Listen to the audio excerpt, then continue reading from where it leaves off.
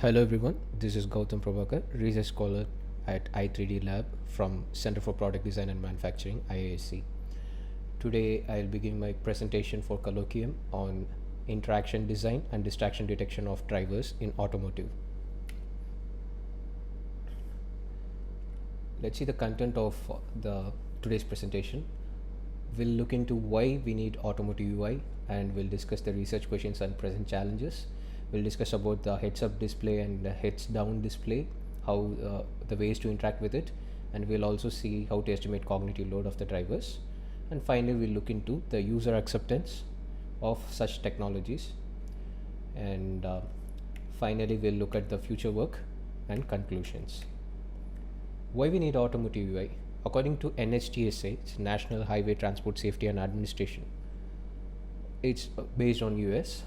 They reported the fatal crashes and drivers in fatal crashes related to distraction affected and cell phone usage is around 9% of total crashes were due to distraction, and 14% of the distraction cases were due to cell phone usages, and it's a relatively high percentage. And in India, the number of road accidents per lakh population, we can see around 194 230 is in Goa, and Kerala and Tamil Nadu also they have larger numbers, and the number of persons killed in road accidents per lakh population is also very high in Tamil Nadu and Delhi, according to reference by PRS. And those days, the Ford Model T, this was the car that was launched by 1909, and you can see the entire setup and shape was very minimalistic, and that's when the car started evolving its user interface inside while driving. And today's modern car like Tesla Model S, by 2012 we can see a huge display that is available for the drivers to interact with, and this comes with a trade-off with the complexity of accessing the facilities, each features. This has increased the distraction of the drivers significantly over the time, and despite the added benefits of in terms of safety as well as entertainment. And what is driver distraction? When drivers divert their attention from the driving task to any other secondary task, and those tasks that are not necessary for the primary driving tasks are called secondary tasks. Example, operating mobile phone while driving, and texting someone, and operating the dashboard display, manipulating it, and some people have their breakfast on the go to their office. These are all the distractions, or we can call secondary tasks, that are not necessary for primary driving. And for these tasks, the NHTSA has come up with some guidelines of 2 seconds limit. So any operation of such tasks should not exceed beyond 2 seconds, and within 2 seconds they have to come back to driving. And we framed a set of research questions before we started framing the thesis, like what are the limitations of existing heads down display, how can we make the heads up display more interactive, and what are the technology acceptance criteria by the drivers and such. So the thesis, we aimed at to improve driving experience by reducing cognitive load during distractions like operating secondary tasks. We addressed by understanding the influence of existing HMI on driver distraction, exploring different novel modalities of operating HMI, understanding the cognitive load and its effect on driver distraction, exploring novel methods to estimate cognitive load and classify cognitive states of drivers. Finally, we understood the technology acceptance by drivers.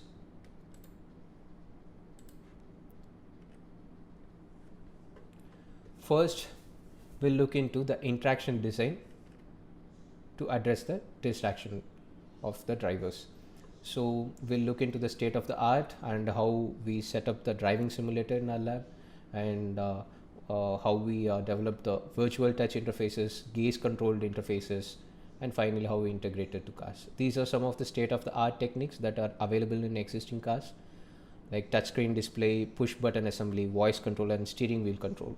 And most of these interfaces require the users to physically touch the interface to manipulate or perform any operation. And most of the time, these are heads down based. So while driving, the driver definitely has to take his eyes off the road and perform any operation.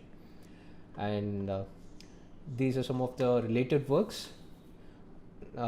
People have come up with remote controller based devices to interact with such heads down display, gesture based systems. We have virtual touch based system as well as touchless, completely contactless systems. And we'll be looking more in detail in regard to laser point based system as well as eye gaze based system. So some of the limitations of existing state of art, say for voice controlled interfaces, it is very the accuracy changes due to the difference in languages in different regions and due to the affective state of the drivers. For gesture recognition system, since gestures are one-to-one mapping based, for each feature, each functionality, they have to remember each gesture, and that's going to be a huge map if it's going to be remembering gestures for n number of tasks inside the car. And similarly for hand or finger movement tracker based systems, they are efficient with the intelligent prediction algorithms, but still they suffer from the problem of latency due to infrared sensors. And we chose virtual touch system to further investigate how to address this driver distraction. And we wanted to evaluate if any of the technologies or modalities that we propose can further bring down the response time or reaction time further less than 2 seconds within the NHTSA safety limit. And first we started by comparing different modalities like IMU tracker, laser tracker, and finger tracker by representing a ISO pointing task. We measured selection time, mental workload, and system usability for IMU, laser, and leap motion trackers. We used Fitts law to compare the performance. And here this is the ISO pointing task where the users will be asked to press the first button, and in the second page there will be a white box. They have to press the white box, and each time the position and the size of this white box varies in different iterations. And finally we will come up with the mean selection time corresponding to different positions and the sizes. So based on the position and size, we can develop something called index of difficulty. We'll look into the next slide. So before that, we'll discuss about the working of laser point tracker. So this is a bespoke tracker that we developed in our lab. This one is a wireless and this is a wired tracker. So the working is like if I'm pointing the laser onto the screen, any display it can be, and you can see the laser pointer here. And as soon as I give a switch or a trigger, here I am using mechanical switch, here I use a tap switch. So when a trigger is sent, the computer captures an image from this camera that is facing the display. So an image of the display is taken, and with our image processing algorithms, it will detect exactly where this red spot is of the laser, and it makes a left click on that particular spot. And the results comparing laser tracker, IMU, and leap motion tracker, we can see that for highest index of difficulty, the mean selection time was almost very less compared to IMU and leap motion tracker. So, and also we have the laser tracker took 1315 milliseconds on an average, that is far less than 2 seconds. And this is a TLX score that we derived from NASA TLX questionnaire form that we have given to the participants, and we asked them to fill it up. And it contains the question of how difficult the task was there, how frustrated they were. Based on that, these scores represent their mental workload. If the score is very high, then it took maximum effort. So we can see that laser tracker took the least, and hence we can conclude that laser tracker can be proposed for further investigation among the other modalities for operation. In the second study, we optimized the boundaries of the parameters that can best work for laser tracker, like the exposure values and different room luminance and monitor brightness. For different combinations, we found that the red color of the RGB space and -8 exposure value of the camera was working better than other color spaces like HSL, XYZ, YCBS, yeah, like 7 set of color spaces we evaluated. With it gave a maximum number of correct selections with the least number of wrong selections. And just the way we have seen in the previous section, that we used a mechanical switch to give a trigger for selecting an icon on the by using laser point tracker. This time we wanted to investigate onto a intuitive way of giving a selection trigger, so without actually manually giving a mechanical or some other. So we wanted to try a software switch. For that we used eye gaze tracker, and the aim is like when you gaze at a particular icon and then you point the laser pointer at that particular icon, the gaze tracker will detect if your gaze is locked in that region for 300 milliseconds within a standard deviation of your gaze movement of 1.6 degrees visual angle. If it detects this criteria, and immediately it will send a trigger signal through software. And the third study, now since we are using gaze tracker, we wanted to evaluate the gaze tracker also in different lighting conditions as it is affected by it. So we evaluated ISO pointing tasks among 7 participants in different conditions like dark room, constantly lit room, and outdoor conditions like in direct sunlight till 1500 lux. And we didn't find any significant difference in pointing and selection times for either of these 3 conditions, and hence gaze controlled interface can be proposed for working under day or night conditions. And finally, this gaze based switch, we need to find what is the optimal value of the selection time. For that we did a calibration study where we analyzed what is the optimal reaction time of the user, and we found that it was 800 to 1400 milliseconds, and the glance duration was between 200 to 1000 milliseconds. From this only we took 300 milliseconds as optimal value. And this is the setup of our driving simulator. Here you can see there are 3 lanes, and while the participant is driving, he has to see the signature board, and whichever the lane it is marked in, he has to go. Right now it is 3rd lane, so he has to make a 3rd lane change. And this is the dashboard display, or I can call it as IVIS, in vehicle infotainment system. And here you can see there are a set of 9 boxes, each can correspond to each functionalities like music or radio, whatever. So so whenever there is an auditory cue, the participant has to respond to it by selecting any of the button that is highlighted as target.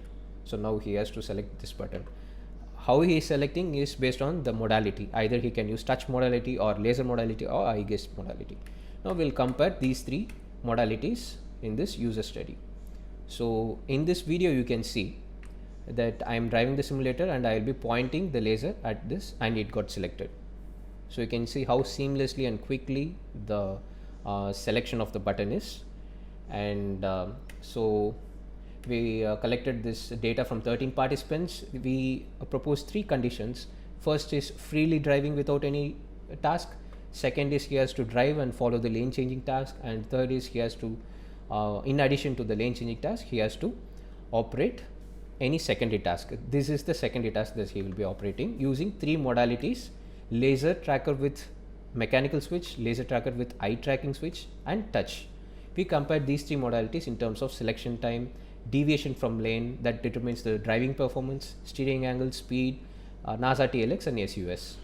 So the result shows that laser tracker with eye gaze tracking switch was competing the touch input modality and we did not get any significant difference in terms of mean deviation from lane. And in cognitive load, though we did not get significant difference between laser, eye tracking switch and touch, we can see that the laser eye tracking switch compared to laser mechanical switch, there is a far improvement in terms of cognitive load as well as mean deviation from lane. And hence we propose that laser tracking modality can be proposed for further investigating in in-car study. This is a demo of how we set up this entire laser tracking system for heads-down display in a real car. Now in this video, she will be pointing at the IVI's display, and you can see it got quickly selected. Yeah. So we conducted the similar ISO 9241 pointing task with 10 participants, and we found that users took an average of 1323 milliseconds, which was far less than 2 seconds. And finally, summarizing, selection time and TLX scores of laser tracking system did not significantly deviate from that of touch system, and it does not require user to physically touch the display to select the targets, and we can thus be proposed as an alternative modality for existing dashboard displays. By working on algorithm and hardware design, we are planning to implement it for further testing under vibration of the car and so. We have also filed an international PCT application for this technology. And though we have tried to decrease, we have proposed a technology by which we decrease the reaction time of operating any secondary task. Still, this requires the drivers to take their eyes off the road and perform for manipulating any function in this heads down display. So for addressing this, we plan to propose a heads up display where the display is always projected onto the windshield, and you can see through the windshield. You can have your eyes always on the road, and even if you are concentrating on the icons that are projected onto the windshield for a short period of time, still your peripheral vision is always capturing the road events. And this is the demonstration of our proposed heads-up display inside real car. We tested this inside a car, and now this is the tablet that is being reflected onto this windshield. You can see the icons there. This is the eye tracker. Now she is playing music player by just looking at it and then clicking. Consider this switch will be integrated onto the steering wheel. Right now we are using a mouse switch, and now she will away. Now she is demonstrating distraction detection. She is looking away, and the system is able to detect it. And the first study we did this gaze control HUD inside driving simulator. Similarly, we had 3 conditions: free driving, lane changing, and operating secondary task. We measured for eye gaze tracking without hotspot, eye gaze tracking with hotspot. So the hotspots are due to the pop-out effect for the visual search. We evaluated an algorithm by which we put some hotspots onto the dashboard, such that as soon as the user is gazing at that particular target, his gaze is somewhat near to the hotspot, such that due to the offset of the cursor in eye tracking, it is somehow pulled towards the hotspot. That's the way we reduced the wrong selections. So in comparing the projected display with hotspot, eye tracking display, touch, we see that mean deviation from lane was very less for eye tracking display with hotspot. And in response time also, though touch device took less response time compared to projected display with hotspot, they were not significantly different statistically. And in second study, we evaluated this eye tracking system for its robustness in both in-car environment for the ambient light variation as well as vibration conditions. So in the lab versus in the car, we see that it's almost parallel, and hence we concluded there was no significant difference in performance of eye tracker between two environments. And we have also evaluated a finger tracking system based on leap motion, where we have mapped the finger position to the mouse cursor. So this can also be proposed as a virtual touch system or contactless interaction. And its average selection also was far less than 2 seconds. And the combined system of finger and gaze based interaction we evaluated in non-moving vehicle. We set up this entire thing inside a car, and we found that the average selection time did not exceed 2 seconds.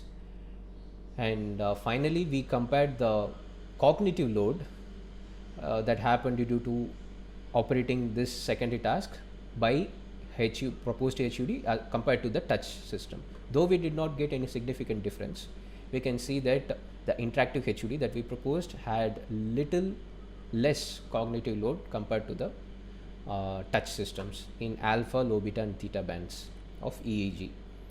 Now summarizing, it improved the driving performance in terms of mean deviation from lane. The selection time and NASA TLX were significantly less for gaze controlled interface with hotspots.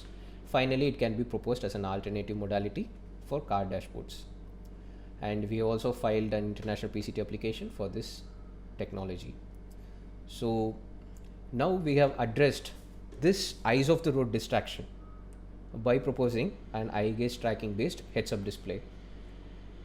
Even though the eyes of the drivers are always on the road, we won't be able to detect whether he is consciously driving or he's unconsciously driving, and he is thinking of something in his mind. It's like physically present and mentally absent. For such situations, what happens is we call it as inattention blindness. So his peripheral vision will slowly shrink when he's thinking of something and he is unconsciously driving. To detect such a behavior, we need to estimate the cognitive load that is happening inside the brain of the driver. So for this, we conducted some studies to evaluate the cognitive load of the driver using different ocular metrics. Now there are different ways by which we can estimate cognitive load. One is cognition from eye parameters. We can estimate cognitive load with heart rate, acoustic features, and why we chose eye parameters is, so far we have tested eye tracking systems both for heads down display and heads up display inside cars, even in real cars. So we have since these eye trackers are used for manipulation, for interaction, we thought if we can use the same eye tracker to monitor the driver behavior, and those if it can give some insights to the present cars or in the future autonomous vehicles to make some decisions corresponding to the present cognitive state of the driver while driving. So this was the idea, that we focused on cognitive load estimation using eye parameters. So there are two ways, either using gaze based metrics or pupil based metrics. The problems with pupil based metrics, even though pupil based metrics have high accuracy compared to gaze based metrics, pupil based metrics are expensive to estimate, and as well as pupil based metrics, they are sensitive to ambient light variation. If the cognitive load is high, the pupil dilates, but pupil also dilates when the sudden ambient light reduces, the intensity reduces. So to address these challenges, we proposed several algorithms that looked into Fourier domain as well as the temporal domain, and finally we filtered the parameters and we estimated the metrics that best represented the cognitive load without the noise of ambient light variations. These are the proposed metrics: L1 norm of spectrum of left pupil, STDP standard deviation of pupil, LPF, median SI velocity, saccade rate, fixation rate. So among these, the first 6 ones are pupil based metrics, the rest are eye gaze based metrics, gaze based metrics, that is x comma y position of the eyes. And this is the algorithm how we determined the L1 norm of the spectrum is one of the metric. we took the pupil data, we applied 1 second window of a Fourier transform within, and we filtered 1 to 5 hertz bins, and then we summed up the bins, and directly we calculated that metric as a representative of cognitive load. And likewise, we have the algorithms for all the other metrics, but due to time constraint I'm not explaining. And the first study is to evaluate these proposed ocular metrics to significantly distinguish between different cognitive states of the participants. So say these proposed ocular metrics should be able to distinguish between low cognitive load and high cognitive load, or the in-between levels of cognitive loads. If it can distinguish, that is the thing that we are aiming at. And the first user study, we used psychometric tests like auditory NBAC, visual NBAC, and auditory arithmetic tests. And we also changed the room luminance from 0 to 150 lux randomly by turning on and off the lights inside the lab. And this is the setup where the participant will hit a space bar when he actually gets the trigger for the particular NBAC test. Let's say 133, he will click it because it's a 2 back test. If the present number is matching with the previous number, it's 1 back. If it is matching with the 2 steps back, it's so as the NBAC increases, the levels increases, the cognitive load inside him will also increase. This is the proposal, and this is the fact, and the proposal is how our ocular metrics is matching up with it. Will it have the same trend? And interestingly, we found that most of our parameters like L1NS, STDP, I have not displayed all the graphs here, but in L1NS we can see 3 back was always greater than 1 back, even though 2 versus 1 and 3 versus 2, sometimes they had significant difference, but not necessarily for all the conditions.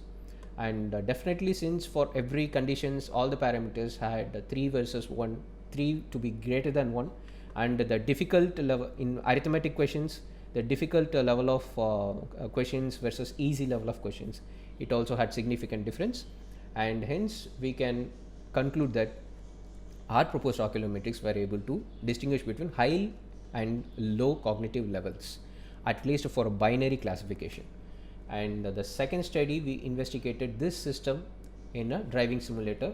As usual, we have the case 1 to be free driving, lane changing, as well as lane changing and performing any secondary task. We compared the EEG and the ocular metrics, and we found that the same phenomena, the same trend, 3 versus 1, 3 versus 1. These are the EEG bands, theta, alpha, and low beta. We also found that L1NS pupil based and gaze based metrics, 3 versus 1 was always higher. 3 was always higher than 1. That was the trend that we confirmed. And finally, we wanted to evaluate this system in real cars with real professional drivers that we hired outside our campus. And we instructed the drivers to take a defined path within the campus, and we let him freely do his tasks, any secondary task that he performed, like turning on air conditioners and turning off music player, talking with passengers, closing the windows, and he might also receive a call that we actually called him without knowing that we actually called him. So such tasks were performed by the driver, and you can see in this video the red circles, they determine where the driver is looking at. Right now the driver is wearing the eye tracking glasses. It can detect the pupil dilation. In real time, we applied this our ocular metrics, and we classified if there was a cognitive spike, this green will turn red in color. So now you can see it turned red. And we also interestingly found that whenever the driver is looking onto the dashboard display or to the mirrors, or when he is taking turns, or if some trespassers passes by, those regions we found that the cognitive spikes were very observable. And this is one demo. Using this visualization, we found interesting things for further research. And when coming to the results, we The no task are the regions where the driver did not perform any other secondary task, only on he concentrated on driving, and this region is the average of all the secondary tasks that he performed for all participants, all 13 drivers, and we found that there was a significant difference from task to no task. The uh, the metric value was high for task compared to the no task. So in this way, we can, for classification, we can take this no task itself as a threshold in for real-time implementation. But one challenge is, if you are taking this average value, it's not going to work for everyone, because each participant, each driver had their own levels of no task and task. So it was very subjective, that we were not able to take an universal threshold that will work for all the participants. So since this global threshold is a challenge, we evaluated a machine learning model trained using the ocular metrics that we proposed, and we found that the accuracy of the classification was 75% for neural network based models. We also used SPC classifiers, and we also compared with individual metrics based classification, and we found that for individual thresholds as well as global threshold, the neural network outperformed the rest of the parameters, that is by 75%. And one interesting thing that we found is, for the global threshold, the saccade rate of the right eye gave an accuracy of 68%. So that is something interesting to note. And despite the pupil based metrics, a gaze based metric is giving such an accuracy is something that we can use it without the need of expensive eye trackers in the future. So we also investigated some multi-class classifiers. We added another class additional to no task, that is hazards, that were tagged using DVSA guidelines, and we also found the neural network gave an accuracy of 72.44%. These are the hazards like auto rickshaw, bicycle, that were tagged using the tag software, video tagging software that we used. And this is the multimodal alert system that we developed. Now this is a demo where the participant will be driving the simulator and she will be performing a secondary task, and as soon as the glass tracker that she is wearing and the system connected to it detects that she is performing a secondary task, it will immediately alert her to please concentrate on driving, and when she pretends to sleep, it will blink the lights and then it will tell please stay awake. So these are multimodal alerts, so giving visual feedback, auditory feedback, and tactile feedback in the future.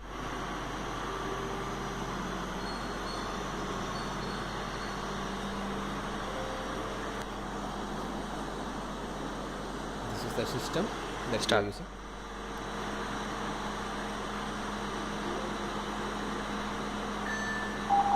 Please concentrate on driving. Please concentrate on driving.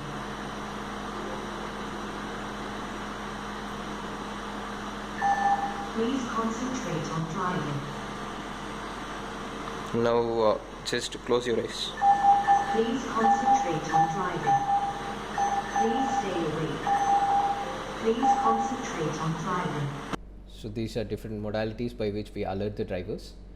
And finally, the application of this system, we came up with a tool that we developed that can record, log the data of both eye images, the video stream, and the real-time calculated ocular metrics that represent the cognitive load. And there is a total score that we have a weighted sum of all the parameters, and hence we can log different HMIs. We can basically install different HMIs like touch system, eye gaze tracking system, or any gesture based system. We can install this in our simulator and we can use this tool and we can record the data. Finally, we can analyze, we can compare which HMI took the maximum cognitive load and which took the least, and that will win the race. Summarizing, the ocular metrics were able to distinguish between differences in cognitive states corresponding to driver, with and without undertaking secondary tasks. A feed-forward neural network based model also outperformed the rest of the metrics by an accuracy of 75% in classifying between task and no task. There are still rooms for improvement in the expansion of dataset and inclusion of different age groups. And we have also patented we have also patented this technology, and we are waiting for our company to file a PCT shortly. So finally, I have discussed about the user acceptance of the interaction, and in the end of the day, the professional drivers and regular drivers, they are the ones who will be using such technologies like gaze controlled HUD or laser controlled heads down display, and they are the best people to evaluate our system. And it will be great if these things can be evaluated qualitatively in the prototyping phase itself, such that any improvements in the design or changes and modifications can be made in the prototyping stage. That can hugely reduce the budget. And this is the setup that we have in the lab. This is a simulator setup where we have the IVA system. This is a heads down display, and this is a heads up display. And we initially asked the drivers to get along how to use this laser tracking device as well as eye tracking based heads up display. So once they got used to it, then we raised questions. We took some interviews, and this is the procedure. We started with literature review. We collected a lot of constructs that are associated to user acceptance of such interaction technologies in cars, and we made an interview guide, and we prepared a semi-structured interview to the drivers after they experienced the modalities. And finally, we analyzed using grounded theory based methodology. And finally, we built the theory for the associated attributes that correspond to user acceptance of both HUD as well as HDD. These are the questionnaires that we asked to the drivers, and some of the insights are: for the laser tracker was liked by the users, it was easy to use, they recognized it as useful, and it was easily learned by the users. And they also felt that this does not get damaged so easily, because they were afraid of damaging the touch screen or button screen so often, because the customers as well as them, they might roughly use it. So they felt that since this is in their control, in their hand, and they have the control over it, and they felt it as safe, and they had no fear in making any mistakes as well. And if it was around 10,000 Indian rupees, and if it was inbuilt within the car, they were ready to purchase it. And some of the insights from the heads up display, gaze controlled based heads up display, they felt that it can be, the quick and accurate selection of icons can be improved little bit. And since they were familiar with the technology, they felt it easy to learn and use. And they also mentioned that HUD should be inbuilt with the dashboard, and accessory shops, local garages, family members, these are the ones they consult before buying such a technology into their cars.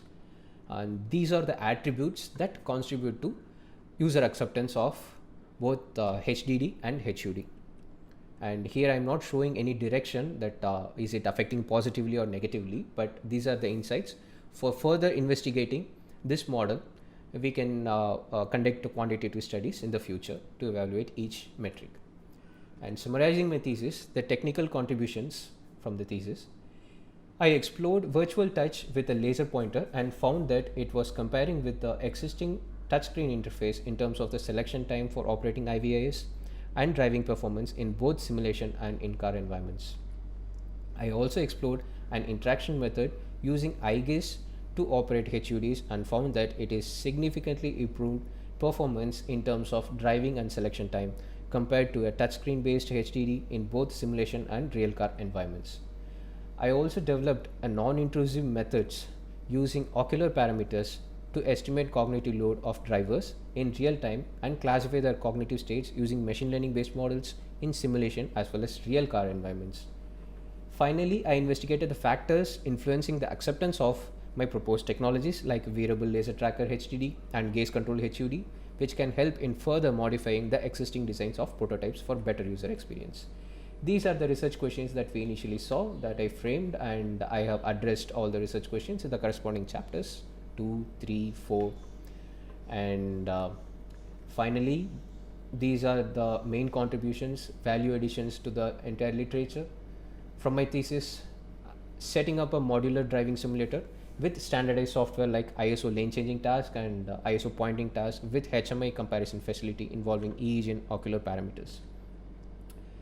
Developing algorithms to use a laser point tracker as an interaction device for graphical user interface of various sizes ranging from automotive dashboards to large screen displays. Developing algorithms to control a cursor using eye gaze and finger movement on curved surface of the windshield. Calibrating machine learning model to estimate cognitive load from ocular parameters.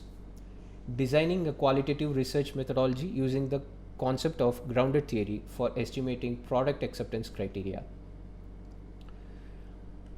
Finally, I would also like to propose that the methods, the technologies, and the systems that we proposed in this thesis is not limited to automotive, and it has a scope of application beyond automotive in fields like aviation, large screen interaction, or any other HCI that can be explored in the future.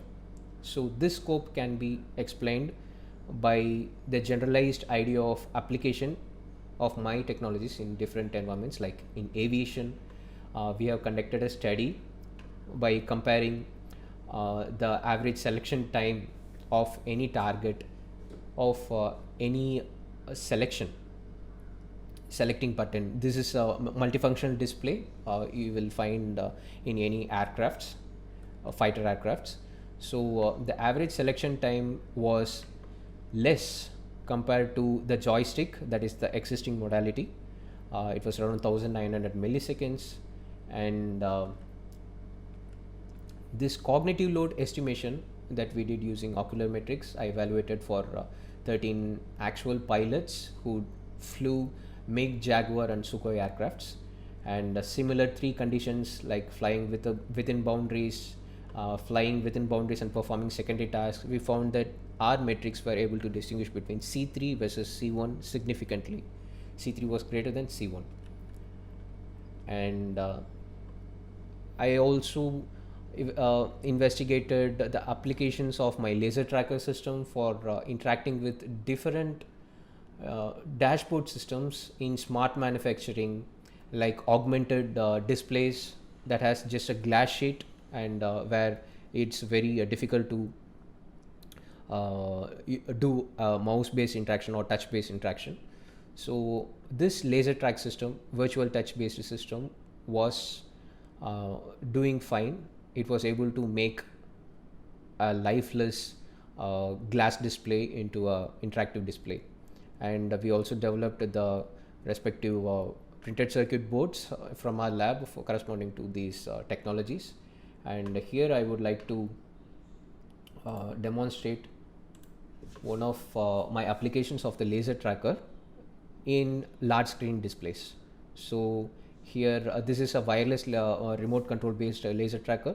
We have laser pointer here, and I have a mechanical limit switch here with a Wi-Fi module, and I can select any options on any displays, large screen displays, either projected onto the wall, or it can be large TV or monitor based displays. And now you can see I've also implemented the click and drag feature, which enabled the users to draw some sketches onto the wall. So now we'll see. So switch we turned on. It actually This is basically the tool uses that I these developed. 2 components. One is the projector, which is projected on the screen, and the other one is the camera, web camera. So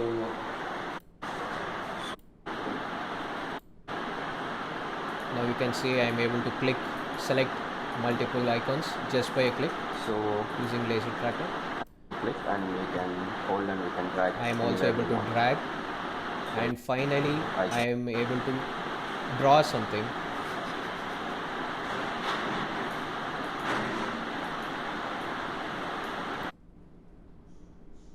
That was Somnath on the wall.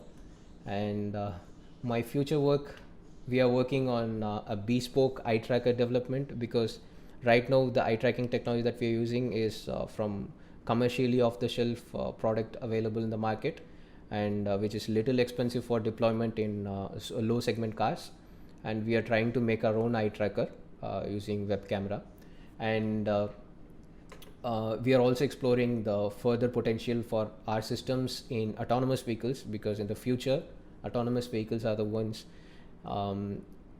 where the users will prominently be bored of, and they have to find some way to interact with such IVAS systems, which has a huge different scope altogether. And finally, I proposed a multimodal interaction based system for my postdoc position, and shortly we'll be working on that.